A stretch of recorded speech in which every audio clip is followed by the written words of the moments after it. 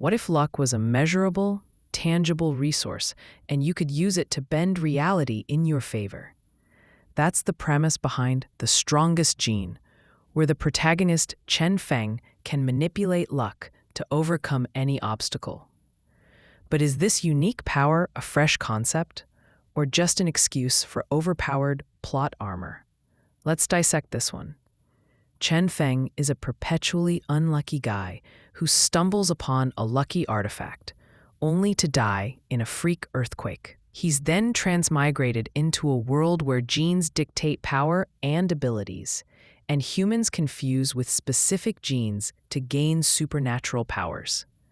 Armed with a luck-manipulating ability, Chen Feng must navigate a dangerous world filled with genetic warriors, mystical beasts, and ruthless cultivators. But as his luck value fluctuates wildly, the line between fortune and plot armor begins to blur. The luck system is initially an intriguing concept, the ability to manipulate luck as a quantifiable resource. It allows Chen Feng to escape danger, find rare resources, and even dodge fatal attacks. But the implementation is inconsistent and poorly regulated. The author constantly adjusts the amount of luck value based on the plot's needs, rather than following any logical system. Example: in one chapter, Chen Feng has 10 luck points, but suddenly he has 500 points with no explanation.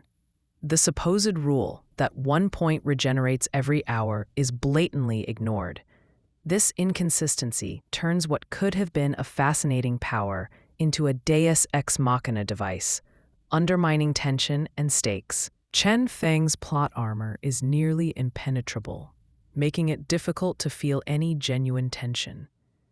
Every time he faces a life-threatening situation, he either pulls a miracle out of nowhere, has a hidden ally step in, or uses his luck powers in a way that defies established rules. This repetitive cycle of miraculous escapes and convenient rescues quickly becomes predictable and boring. The author prioritizes keeping Chen Feng invincible over maintaining consistent logic or stakes, which cheapens every conflict and encounter. The world in The Strongest Gene is supposed to be vast and mysterious, filled with genetic warriors, powerful artifacts, and unknown territories. However, the world building is frustratingly vague and disjointed. The rules of the world are poorly defined, and the mechanics of gene fusion are glossed over without sufficient detail. Important factions and power structures are introduced, but never fully explored, making the world feel like a collection of random encounters rather than a cohesive universe. This lack of structure makes it difficult to immerse oneself in the setting, as it feels more like a series of disconnected events than a living, breathing world. Chen Feng is presented as a smart, strategic character, but his actions often contradict this portrayal. He is easily manipulated by obvious schemes, fails to learn from past mistakes, and often relies on luck rather than skill or intellect. The author's attempts to make him seem clever are undermined by how heavily he relies on plot armor and luck, making him appear more like a plot puppet than a genuine strategist. Supporting characters are similarly one-dimensional, existing mainly to either worship EMC or act as disposable antagonists. The idea of a luck-based system in a gene cultivation world is a fresh concept with significant potential.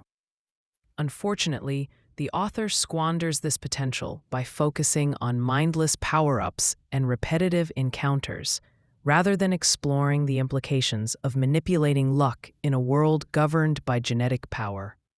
The novel could have delved into how luck manipulation affects the natural order and balance of power, the psychological effects of relying too heavily on luck rather than skill, the moral and ethical implications of bending reality to suit one's needs. Instead, it devolves into repetitive face-slapping and predictable power-ups, wasting a unique concept in favor of generic shonen tropes. Pros: unique luck-based power system with creative potential. Fast-paced, action-heavy storytelling making it easy to binge read. Simple, accessible writing style. ideal for casual readers. Cons: inconsistent power scaling and world mechanics leading to constant confusion. Plot armor is excessive, reducing tension and making conflicts feel hollow. One-dimensional characters and generic villains with little meaningful development. Wasted potential in exploring the implications of a luck-based power in a structured world. The Strongest Gene starts off as a fun, light-hearted power fantasy with a creative take on luck manipulation. However, it quickly devolves into a mess of plot holes, inconsistent power scaling, and absurd plot armor, making it difficult to take seriously. While the luck system is an intriguing concept, it's ultimately squandered by the author's obsession with keeping Chen Feng invincible at all costs, resulting in a story that's more frustrating than engaging. If you're looking for a mindless power fantasy with flashy abilities and rapid power-ups, this might be a fun, casual read. But for readers seeking a well-constructed world, consistent power system, or compelling character development, this novel is a definite skip. Rating 4.5 out of 10. Great concept, but poor execution and insufferable plot armor drag it down.